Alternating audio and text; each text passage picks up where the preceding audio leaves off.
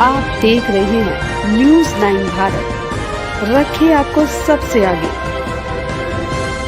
नमस्कार, आप देख रहे हैं न्यूज़ 9 भारत, मैं हूं आपके साथ अंजलि। चलिए रुक करते हैं खबरों की ओर। आजमगढ़ के भाजपा कार्यालय पर सोमवार को दिन में पहुंचे उत्तर प्रदेश सरकार के कैबिनेट मंत्री सूर्य प्रताप शाही ने विपक्षी दलों पर निशाना साधा। कहा कि एक दिन पूर्व दिल्ली में परिवार बचाओ भ्रष्टाचार छिपाओ डायनेस्टी अलायंस ऑफ इंडिया की रैली हुई थी। कृषि मंत्री ने कहा कि इनका मात्र एक उद्देश्य है कि मोदी हटाओ, जबकि बीजेपी का उद्देश्य है कि भ्रष्टाचार हटाओ। कृषि मंत्री ने कहा कि भ्रष्टाचार में आकंठ डूबी पारिवारिक पार्टियों ने अपने खिलाफ हो रही वैधानिक कार्रवाई से बचने के लिए रैली किया था। वर्ष 2014 में जब प्रधानमंत्री आए थे तभी उन्होंने कहा था कि ना खाएंगे ना खाने देंगे।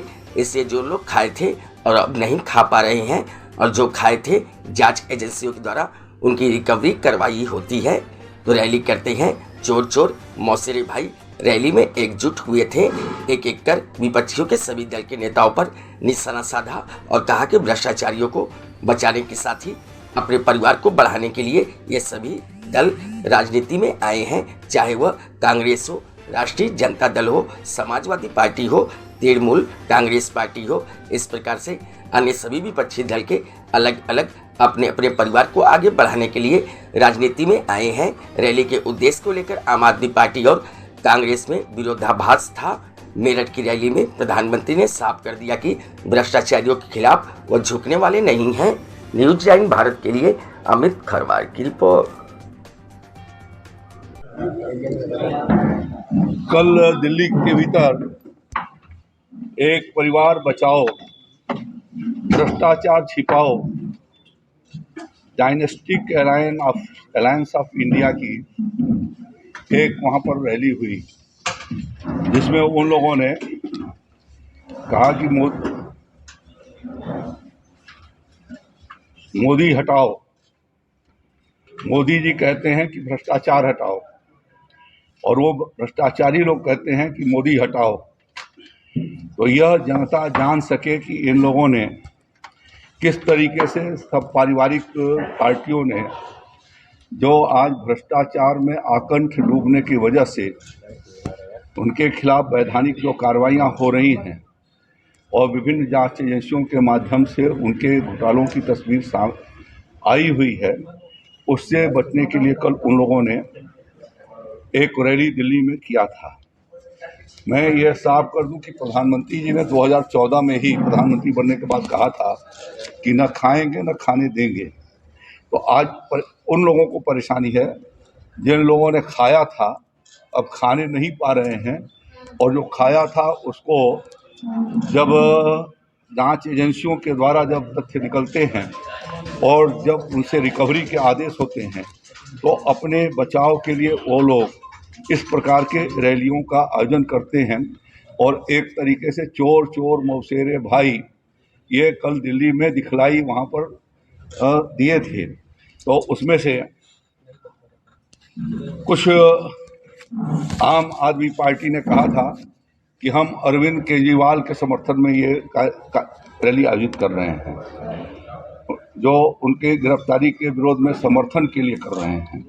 कांग्रेस पार्टी ने कहा यह किसी व्यक्ति के समर्थन की नहीं बल्कि गठबंधन की रैली है, यानी जितने सामूहिक रूप से जिन लोगों ने भ्रष्टाचार किया है वह सब इकट्ठा हैं, और जिसका नेतृत्व कांग्रेस पार्टी कर रही है उस हेडेड बाय कांग्रेस पार्टी ऐसे भ्रष्ट लोगों का वह गठबंधन किया है।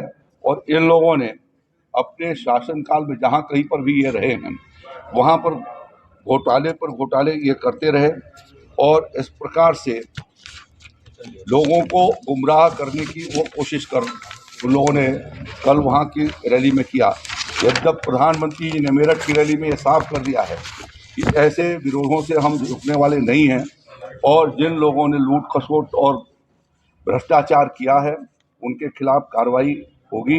इन लोगों का नारा है कि जितना हो सके उतना लूटो, हर दिन नया झूठ बोलो, मोदी जी को गाली दो, देश को बदनाम करो, हिंदू धर्म को गाली दो, जम करके घोटाला करो, जांच एजेंसियां जब नोटिस दें तो उनको अनदेखा करो, इग्नोर करो, और जब हद हो जाए और कार्रवाई कोर्ट में पहुंचे तो, और जब कोर्ट फटकार लगाए तो आप विक्टिम कार्ड खेलो। अनेक नोटिसों के बावजूद भी केजरीवाल साहब वहां पर नहीं हाजिर हुए, चुनाव का इंतजार करते रहे कि कैसे हम सहानुभूति खींचेंगे, और इस तरीके से अब वो बताते हैं कि ये लोकतंत्र को खतरा है। कल उन्होंने ये कहा राहुल गांधी ने कि मोदी यदि जीतेंगे तो संविधान बदल जाएगा और संविधान और आग लग जाएगी। तो जब कभी भी राष्ट्रीय हितों का सवाल होता है तो वो आग लगाने की बात जरूर कहते हैं। कांग्रेस पार्टी ने खुद 1984 में इंदिरा जी के मरने के बाद पूरे देश भर में आग लगवाई, लोगों के मकानात फूके, लोगों के घर जलाए, सिख भाइयों के संपत्ति को तबाह किया। तो हमेशा उन लोगों ने आग लगाई। सन 75 में खुद इमरजेंसी लगा करके कानून के द्वारा दिए गए फैसले को कैसे निष्प्रभावी कर दिया जाए, इलाहाबाद हाई कोर्ट के जजमेंट को, और देश के ऊपर उन्होंने आपातकाल थोपा। जगमोहन लाल सिन्हा जी के जजमेंट सबके सामने है, जिसके बाद देश के भीतर इमरजेंसी लगाई गई, सारे लोगों के कानूनी अधिकार सस्पेंड कर दिए गए, संवैधानिक अधिकार उन्होंने ख़त्म किया, पूरे देश को कारागार के रूप में उन्होंने बदल दिया। तो वो उसी तरीके का वो करते आए हैं। आज वो उनके दिमाग में वो कल्पनाएं याद आती हैं तो कहते हैं कि ये तानाशाही होगी। भारतीय जनता पार्टी लोकतंत्र में आस्था रखती है। आज भारत के 17 राज्यों में एनडीए की सरकार, भारतीय जनता पार्टी के नेतृत्व में एनडीए की सरकार है। देश की पार्लियामेंट में हम सबसे बड़ी संख्या के भीतर लोकसभा में हैं, राज्यसभा के भीतर हैं, विधानसभाओं के भीतर हैं, और 125 से ज़्यादा महापालिकाओं के भीतर भारतीय जनता पार्टी के नेतृत्व में जांच की मांग कर रहा है, कह रहा है कि सरकार के संरक्षण में ओवैसी भी पहुंच गए हैं। देखिए, किसी के पहुंचने से जिसके पूरे हाथ खून और हत्याओं से सने हुए हैं वो साफ नहीं हो जाने वाले हैं। न्यायालय ने उसके जांच के आदेश पहले ही दे दिए थे, दूसरे ही दिन दिए थे। तो जब न्यायालय ने जांच के आदेश दे दिए हैं तो उसके बाद दूसरे को क्या करना है? सर, आपके मंत्री कह रहे हैं कि गरीबों के मसीहा थे मुख्तार अंसारी, ओम प्रकाश राजभर, कैसे आप करेंगे हाथ सने हुए थे उनके? उन्होंने इस बात को भी कहा है कि हमारी बात को तोड़ मरोड़ के प्रस्तुत कर दिया गया है। सर, तेजस्वी यादव ने कल गाने के माध्यम से कहा था कि तुम तो धोखेबाज हो, वादा करके चले आओ। मतलब प्रधानमंत्री जी को जनता के सामने कहा था, इससे क्या करेंगे? किसको? सकल रैली में। ये तो जनता बताई अभी 2022 में, अभी छत्तीसगढ़ के भीतर, मध्य प्रदेश के भीतर, राजस्थान में बताई है ना वहाँ पर कि धोखेबाज कौन है। जिन्होंने धोखा दिया उनको जनता ने जमीन पर उठा करके फेंक दिया है।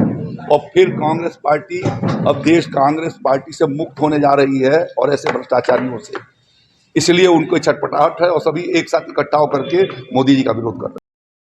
अभी के लिए फिलहाल इतना ही काफी। बने रहिए हमारे साथ।